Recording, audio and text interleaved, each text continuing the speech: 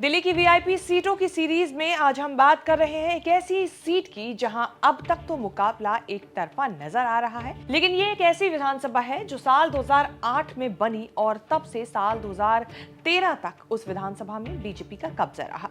बड़ी कोशिशों के बाद भी कांग्रेस कभी इस विधानसभा में जीत नहीं पाई।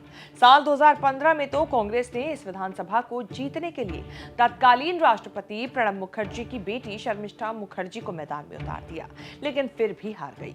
विधानसभा का नाम है ग्रेटर कैलाश, जहां बीजेपी के वर्चस्व को साल 2013 में खत्म किया आम आदमी पार्टी के सौरभ भारद्वाज ने, जो तब से ही लगातार इस विधानसभा को जीत रहे हैं। लेकिन इस बार जीत पाएंगे या नहीं, इसका समीकरण आज हम आपको समझाएंगे। नमस्कार, मैं हूं कीर्ति और आप देख रहे हैं न्यूज तक। सबसे पहले बात कर लेते हैं ग्रेटर कैलाश सीट पर आमने सामने मुकाबले की। ग्रेटर कैलाश विधानसभा सीट पे 3 पार्टियां हैं। आपकी तरफ से सौरभ भारद्वाज चुनावी मैदान में हैं, जो लगातार इस सीट से जीत रहे हैं, तो वहीं कांग्रेस की तरफ से गर्वित सिंघवी यहां पर मैदान में उतरे हैं, जबकि बीजेपी ने यहां से शिखा रॉय को टिकट दिया है। तो वहीं एक बात अगर बीते 3 चुनावों की जाए तो यहां पर 2013 में आम आदमी पार्टी के सौरभ भारद्वाज ने 13,092 वोटों से जीत हासिल की थी, जबकि 2015 में आम आदमी पार्टी के सौरभ भारद्वाज ने ही 14,583 वोटों के साथ जीत हासिल की।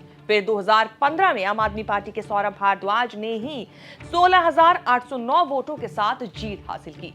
यहां पर अगर हम देखें तो आपको एक चीज समझ में आएगी कि 2013 से 2020 तक के जो वोटों की गिनती है उसमें आंकड़े बढ़ते गए हैं, यानी कि सौरभ भारद्वाज को लोग पसंद करने वाले जो हैं, जो उनको वोट करने वाले हैं, वो लगातार बढ़ते गए। बात अगर साल 2020 में हुए विधानसभा चुनाव के नतीजों की जाए, आम आदमी पार्टी के सौरभ भारद्वाज को 6,372 वोट मिले थे। बीजेपी की शिखा रॉय को 43,563 वोट मिले, जबकि कांग्रेस के सुखबीर पवार तीसरे नंबर पर रहे और उन्हें 3,339 वोट मिले थे।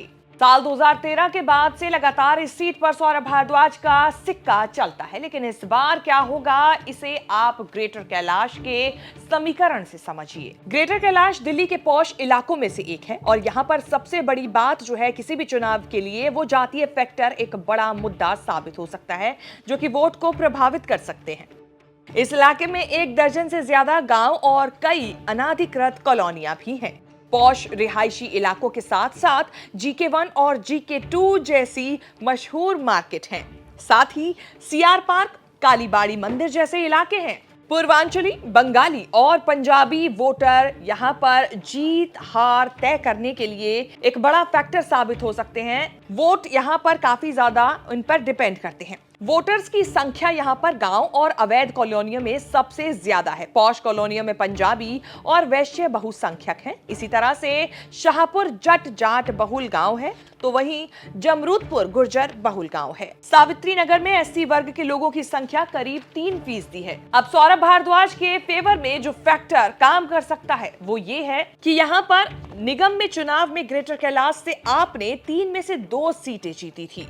सौरभ भारद्वाज को उनके सियासी कद का लाभ भी मिल सकता है। तो वहीं पार्टी से इतर सौरभ भारद्वाज की इलाके में फेस वैल्यू बहुत ज्यादा है। इसके साथ सौरभ भारद्वाज यहाँ लोगों के बीच आसानी से उपलब्ध रहते हैं। सौरभ भारद्वाज एक बार फिर से मंत्री बनेंगे, इलाके का विकास होगा, ऐसा परसेप्शन वोटरों के बीच बना हुआ है। तो वहीं कांग्रेस ने भी कमजोर कैंडिडेट को उतारा है, सौरभ को इसका फायदा मिल सकता है। तो वहीं जो फैक्टर सौरभ भारद्वाज के खिलाफ काम कर सकते हैं, एक नजर उन पर भी डाल दी जाए। पॉश कॉलोनियों में सड़क और पीने के पानी की समस्या से लोग परेशान हैं और गाँव अवैध कॉलोनियों में सड़क, पानी और सीवर जैसे मुद्दों से जूझ रहा है।